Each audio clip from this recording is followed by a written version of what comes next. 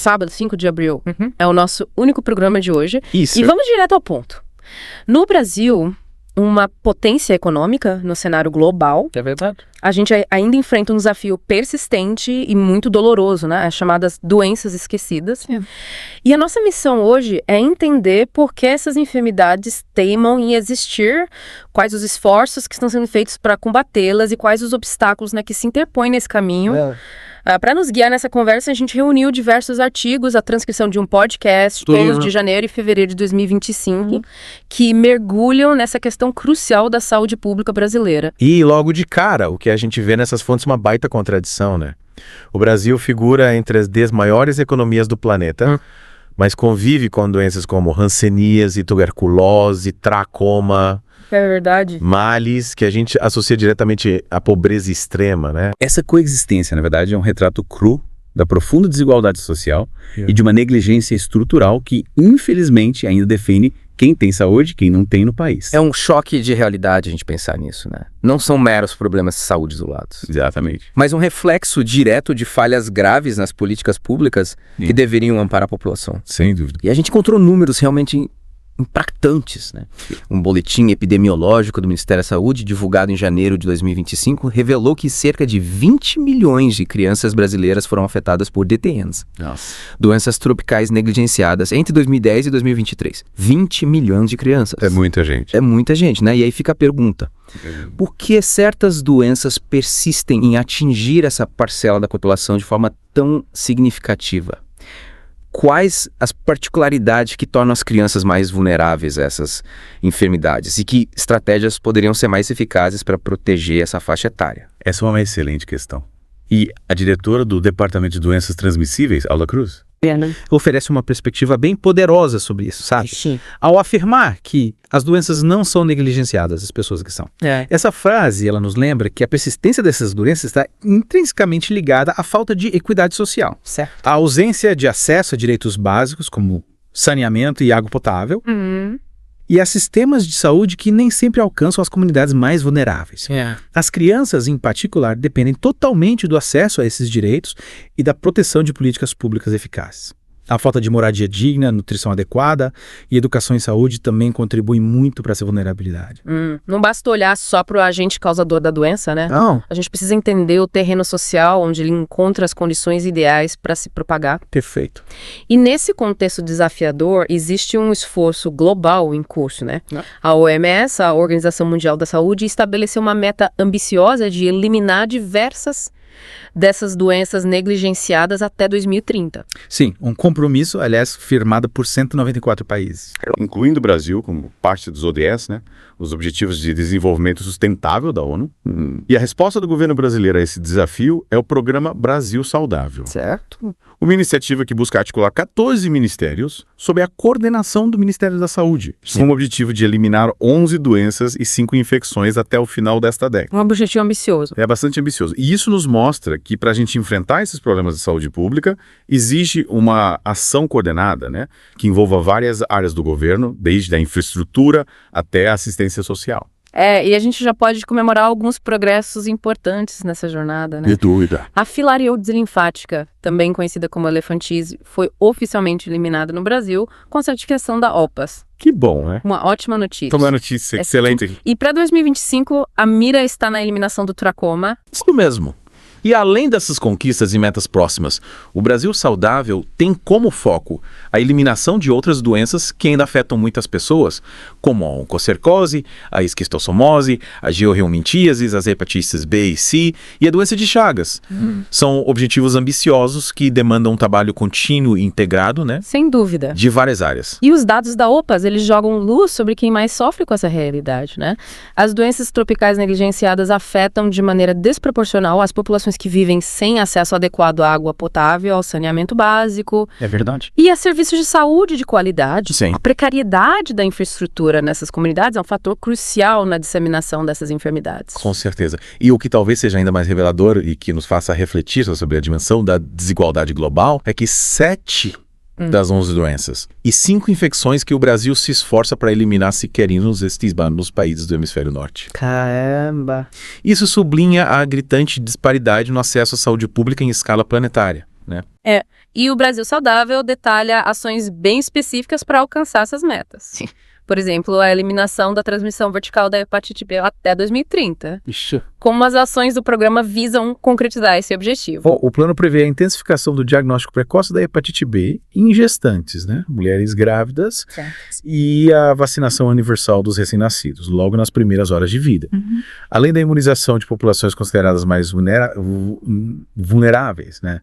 Essa estratégia de dupla abordagem, ou seja, identificação da mãe infectada e proteção do bebê, é fundamental para a gente conseguir interromper a cadeia de transmissão da doença de mãe para filho. Mas nem todos os desafios são igualmente fáceis de superar, né? É verdade. A tuberculose, por exemplo, continua sendo um obstáculo bem significativo, Sim. porque essa doença persiste com tanta força no Brasil. A tuberculose é um problema complexo com múltiplos determinantes sociais, né? Um estudo publicado no periódico The Lancet, conduzido por pesquisadores da Fiocruz Bahia. Inclusive aponta que o Brasil provavelmente não vai alcançar a meta de eliminação da tuberculose até 2030. Vários fatores contribuem para essa dificuldade, incluindo a alta incidência da doença entre pessoas privadas de liberdade, indivíduos vivendo com HIV e a crescente população em situação de rua, né? A pandemia de Covid-19 também impactou negativamente os programas de controle da tuberculose, com atrasos em diagnósticos e tratamentos. E a vulnerabilidade da população a essas doenças parece que está em ascensão, né? As fontes indicam um aumento preocupante no percentual de brasileiros em risco. Quais seriam os principais fatores por trás desse crescimento da vulnerabilidade? Esse é um ponto crucial, né? Em 2015, cerca de 7% da população brasileira era considerada vulnerável às doenças negligenciadas. Em 2020, esse número quase dobrou, está atingindo 3%, com taxas ainda mais elevadas nas regiões Norte e Nordeste, onde ultrapassam os 20%. Caramba! Esse aumento reflete o agravamento das desigualdades sociais, o acesso precário a serviços básicos E o impacto de crises econômicas e sanitárias, né? Em essência, essas doenças persistem, encontram mais espaço para se proliferar, porque as condições de vida de uma parcela significativa da população estão se deteriorando ou permanecem em níveis inaceitáveis. A erradicação efetiva dessas doenças exige, portanto, uma transformação estrutural profunda que prioriza a dignidade humana. E as consequências dessa negligência se traduzem em números alarmantes, né? Mais de 600 mil casos e 40 mil mortes entre 2016 e 2020. É muita gente. É muita gente. E ainda tem o impacto da crise climática necessária. De que forma as mudanças climáticas podem exacerbar a situação das doenças negligenciadas? A crise climática, ela atua como um multiplicador de riscos, especialmente em áreas que já são social e ambientalmente vulneráveis, né? Certo. As alterações nos padrões de chuva e temperatura podem expandir a área de ocorrência de vetores de doenças, como mosquitos transmissores da dengue, zika e chikungunya. Além de afetar a disponibilidade de água potável e agravar problemas de saneamento, né? Criando condições mais propícias para a disseminação de diversas doenças infecciosas, incluindo as negligenciadas. Mas o programa Brasil Saudável parece que reconhece essa complexidade, né? Ao buscar a integração de esforços entre diferentes ministérios, como essa abordagem intersetorial se manifesta na prática? Poderia dar alguns exemplos concretos? Claro. A beleza e o desafio de uma política intersetorial residem justamente nessa articulação, né? No caso do Brasil Saudável, a gente vê, por exemplo, o programa Minha Casa Minha Vida, priorizando a oferta de moradia para pessoas em situação de rua que também sofrem com tuberculose e hanseníase. Reconhecendo a ligação entre moradia precária e a persistência dessas doenças, né?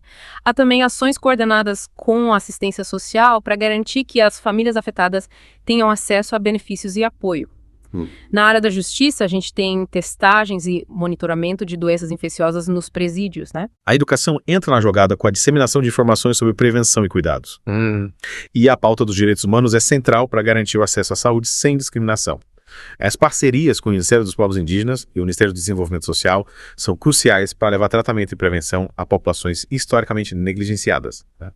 Respeitando suas particularidades e necessidades. E há também uma atenção especial à saúde materna dentro do sistema prisional, né? Sim. Que é um ponto fundamental para interromper a transmissão de doenças para as novas gerações. Exatamente. O governo está implementando medidas específicas para assegurar que mulheres grávidas que estão privadas de liberdade recebam acompanhamento médico pré-natal adequado, testagem para infecções como HIV, hepatites e sífilis e tratamento oportuno para evitar a transmissão vertical dessas doenças para os seus bebês. Certo. Essa é uma ação crucial para garantir o direito à saúde tanto da mãe quanto da criança, né? Sem dúvida. O programa Brasil Saudável foi lançado em 2024. Mas parece que o primeiro ano foi mais focado na articulação entre os órgãos do que na execução orçamentária direta. Isso. Quais foram os primeiros passos concretos dessa iniciativa? Bom, o primeiro ano foi dedicado essencialmente à construção dessa rede de colaboração entre os diversos ministérios envolvidos, os movimentos sociais que atuam na área da saúde, Certo. as universidades e importantes organismos internacionais como a Fiocruz, a OPAS, o Banco Mundial e o BID. O objetivo era alinhar diferentes perspectivas e expertises, né, para a elaboração de um plano nacional robusto que foi finalizado em setembro de 2024. A implementação das ações dos municípios começou em fevereiro de 2025, marcando a transição para a fase prática do programa. Mas a gente já tem um motivo concreto para celebrar, né? O Brasil atingiu os critérios da OMS Sim.